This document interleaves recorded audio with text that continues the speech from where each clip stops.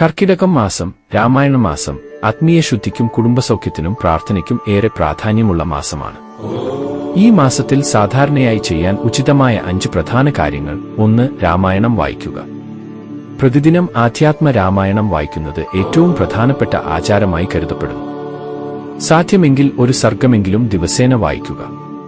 2. രാവിലെ ദീപം തെളിച്ച് പ്രാർത്ഥിക്കുക. വീട്ടിലെ പൂജാമുറിയിൽ നെയ്യോ എള്ളെണ്ണയോ ഉപയോഗിച്ച് ദീപം തെളിയിക്കുക. ശ്രീരാമ ജയ രാമ ജയ ജയ രാമ എന്ന നാമജപം കുറച്ചു സമയം ചെയ്യാം. 3. സാത്വികമായ ആഹാരം കഴിക്കുക.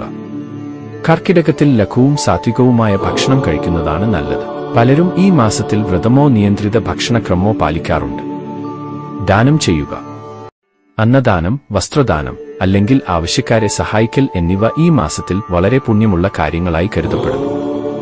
വൈകുന്നേരങ്ങളിൽ കുടുംബത്തോടൊപ്പം രാമനാമം ജപിക്കുക, ഭക്തിഗാനങ്ങൾ കേൾക്കുക, അല്ലെങ്കിൽ ചെറിയ പ്രാർത്ഥന നടത്തുക. ഇത് വീട്ടിൽ ശാന്തിയും ഐക്യവും വർദ്ധിപ്പിക്കുമെന്ന് വിശ്വാസമുണ്ട്.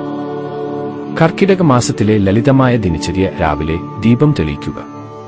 തുടർന്ന് ഒരു ഭാഗം രാമായണം വായിക്കുക. പിന്നീട് 108 പ്രാവശ്യം ശ്രീരാമ ജയ രാമ ജയ ജയ രാമ ജപിക്കുക. ദിവസത്തിൽ ഒരാൾക്കെങ്കിലും സഹായം ചെയ്യുക.